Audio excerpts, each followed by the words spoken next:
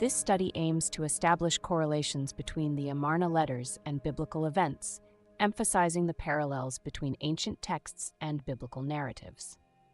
This research highlights the conflicts involving Aram, where the biblical narrative of David's campaigns against Zobah aligns with descriptions in the Amarna Letters of struggles between the king of Gubla and the Habiru. The Aramean War, as described in the Bible, was triggered by the provocative actions of Hanun, the king of Ammon. Out of respect, David sent a delegation to express his condolences to Hanun, the son of Nahash, who had just succeeded his father as king. However, Hanun misinterpreted David's intentions and humiliated the Hebrew ambassadors.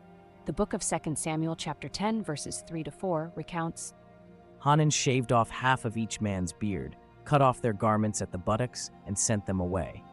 When David was told about this, he sent messengers to meet the men, for they were greatly humiliated. This insult was a personal affront to Hebrew honor. Realizing the severity of the situation, Hanun quickly prepared for the inevitable retaliation.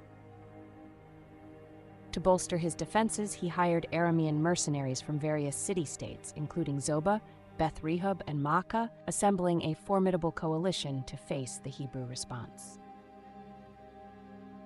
From a historical perspective, a similar event is mentioned in the Amarna Letters, involving an Egyptian military official named Hani, the son of Myreia.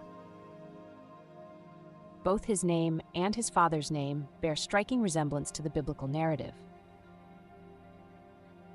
The name Hani correlates very closely with biblical Hanun. Additionally, the correlation between their fathers' names is also compelling. At first glance, the similarity between the Egyptian name Myreia and the Hebrew name Nahash might not be obvious because of different phonetics.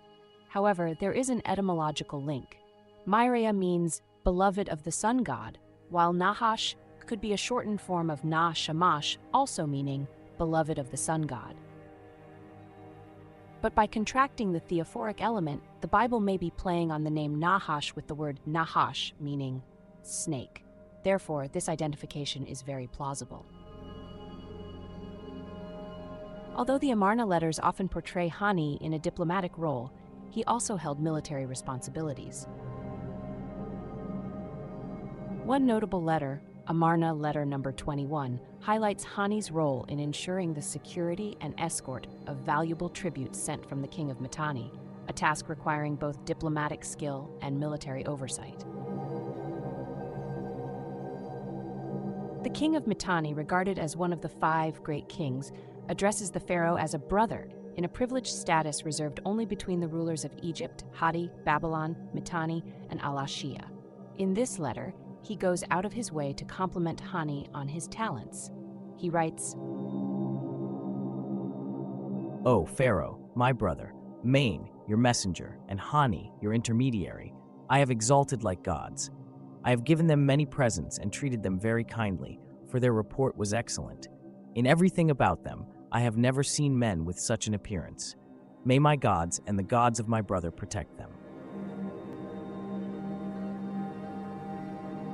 However, the most relevant letter for the context of the Aramean Wars is Amarna Letter number 367, where Hani is given the military title Overseer of Pharaoh's Stables.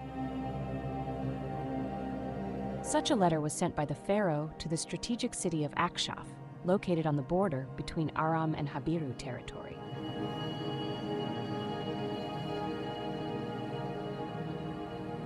In the letter, the pharaoh announces the imminent arrival of Hani, stating, The king herewith sends to you Hani, the son of Myreia, the stable overseer of the king in Canaan. What he tells you, heed very carefully, lest the king find fault with you. Every word that he tells you, heed very carefully and carry out diligently. And be on your guard. Be on your guard. The conflict involving the Egyptian commissioner Hani gains further depth when analyzed through Amarna Letter 227. In this letter, the king of Hazor reports that he has fortified his position in anticipation of the arrival of Egyptian reinforcements, highlighting the coordinated support for Hani and the king of Akshaf against their shared adversary. He writes, O Pharaoh, I have indeed prepared everything until the arrival of the king, my lord. Look, whenever Hani, your messenger, arrives, the heart rejoices exceedingly.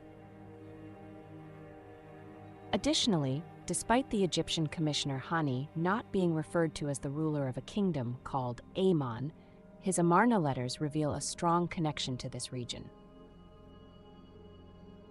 This is especially true when considering that the shared enemy who united against him the forces of Hani, the king of Akshaf, and the king of Hazor, was a rebellious ruler known as Ayab. This military leader had previously been linked to the cities of Pella, Ashtaroth, and the Galilean region of Garu, as mentioned in Amarna letter number 256. Now in Amarna letter number 364, he officially declares war against Hazor, further confirming the conflict, as the letter states. Note that it is the ruler of Hazor who has taken 3 cities from me. From the time I heard and verified this, there has been waging of war against him. The 5 letters concerning Hani spans to areas along the Hebrew northern frontier, which include Akshaf, Hazor, Aram, and Mesopotamia. Additionally, the letter related to Ayab connect him to the regions of Galilee and Bashan around the Golan Heights.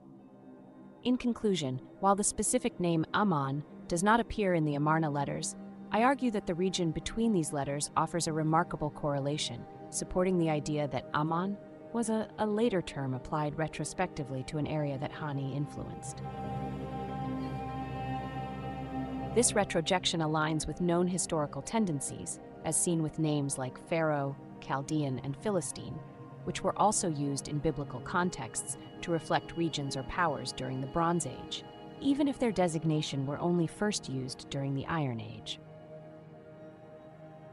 The interpretation of Hani in the Amarna letters and his conflict with Ayab gained significance due to its parallel with the biblical conflict of Joab and Hanun, a connection that will be explored in the next chapter.